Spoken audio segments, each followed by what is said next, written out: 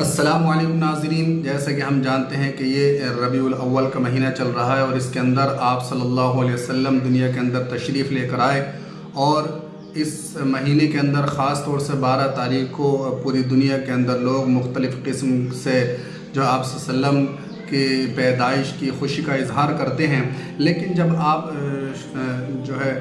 Social net work sites پر یا face بک پر یا YouTube پر یا کسی بھی آن لائن پلیٹ فارم پر آپ جب دیکھیں گے تو آپ کو دو طرح کی چیزیں نظر آئیں گے۔ ایک عام آدمی جب اس کی نظر پڑتی ہے اور وہ تحقیق کرنے کی کوشش کرتا ہے، کچھ جاننے کی کوشش کرتا ہے، تو اس کو دو طرح کے لوگ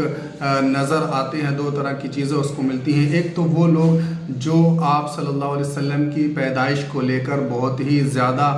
جو ہے اس کی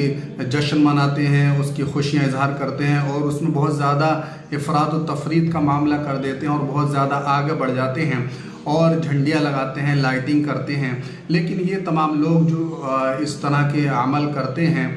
تو وہ بھی آپ صلی اللہ علیہ وسلم کی محبت ہی میں ایسا کرتے ہیں۔ دوسری طرف ایک وہ طبقہ ہے جو یہ سختی سے یہ منع کرتا ہے کہ اس طرح کی چیزیں اسلام کے اندر نہیں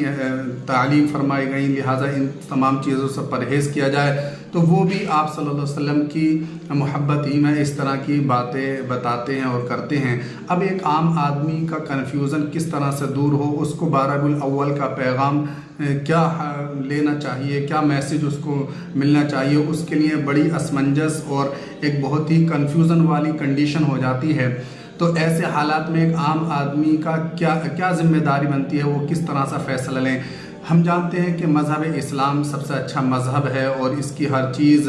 دو چار کی طرح صاف اور شفاف ہے، لیکن ہمارے عملی اور نظریات کی وجہ سے اس میں ایسی چیزیں آ گئیں کہ جس کی وجہ سے امت مسلمہ نے اتنے پلیٹ فارمز اور اتنے نظریات بنا لیے کہ ایک عام انسان کے لیے طے کر پانا بہت ہی مشکل ہو جاتا ہے کہ وہ کون سا راستہ اختیار کرے۔ لیکن اس کو یہ بات یاد رکھنی چاہیے کہ جب اس دین کی خصوصیت یہ ہے کہ یہ سب سے اچھا ہے تو ظاہر سی بات ہے اس کی تعلیمات بھی آسان اور بہت ہی واضح ترین ہوں گی۔ تو ایک عام آدمی کی کیا ذمہ داری بنتی ہے، ہر وہ شخص جو اس مہینے کو مناتا ہے، آپ صلی اللہ علیہ وسلم کی پیدائش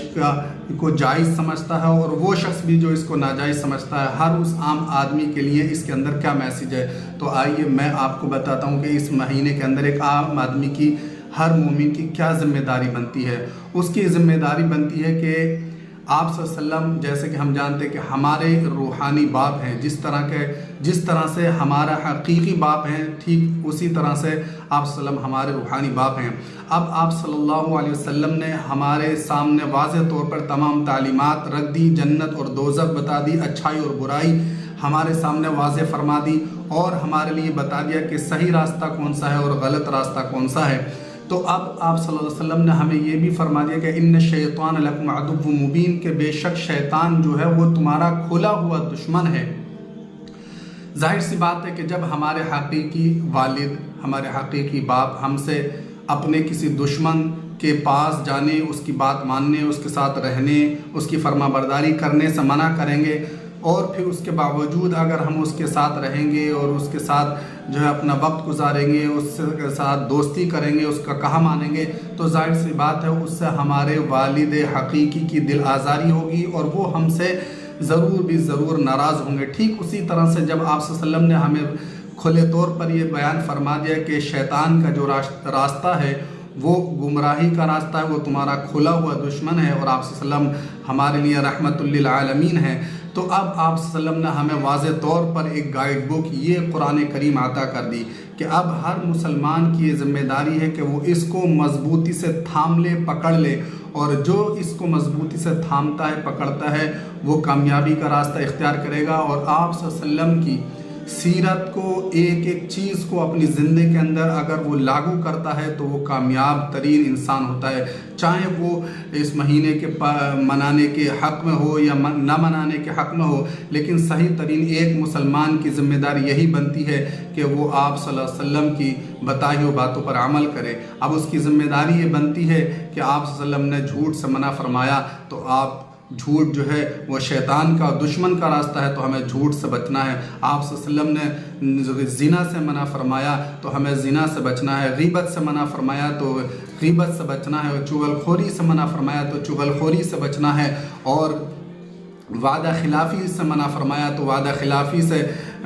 हमें बचना है। यानी तमाम वो बुराइयाँ जिन्हें आप सल्लल्लाहु अलैहि वसल्लम ने वाज़ेह तौर पर फरमा दिया कि ये शैतानी रास्ते हैं, ये शैतान की अमलियात हैं, इनसे आपको अपने आप को महफूज रखना है। तो अगर हम कामयाबी चाहते हैं कि हम कामयाब हों और इस महीने का सही अक़दा करें, तो हम अमली तौर पर मुसलमान बने। ज़बानी जमा खर्च सिर्फ हमारे अंदर नहीं होना चाहिए। और इसके अंदर बड़ी चीज़ें इंसान जो हम देखने को मिलती हैं कि सिर्फ ये भी नहीं हो सकता कि हम इताअत करें और मोहब्बत ना करें, और सिर्फ मोहब्बत हो और इताअत ना हो, दोनों चीज़ों का संगम होना ज़रूरी है। और ये बड़ी खुली सी बात है कि जब हम अपने वालिद हकीकी से मोहब्बत करते हैं इसलिए उनकी इताअत करते हैं, तो अगर बाकी हम आप सल्लल्लाहु अलैहि वसल्लम से मोहब्बत करते हैं तो फिर हम उनकी इताअत करेंगे। और इसकी सबसे बड़ी मिसाल तो फिर ख़ुद सहाबा किराम रिज़वानुल्लाहि अलैहिम अजमईन ने पेश की कि वो आप सल्लल्लाहु अलैहि वसल्लम से मोहब्बत भी करते थे और इताअत भी करते थे, कि कैसे वो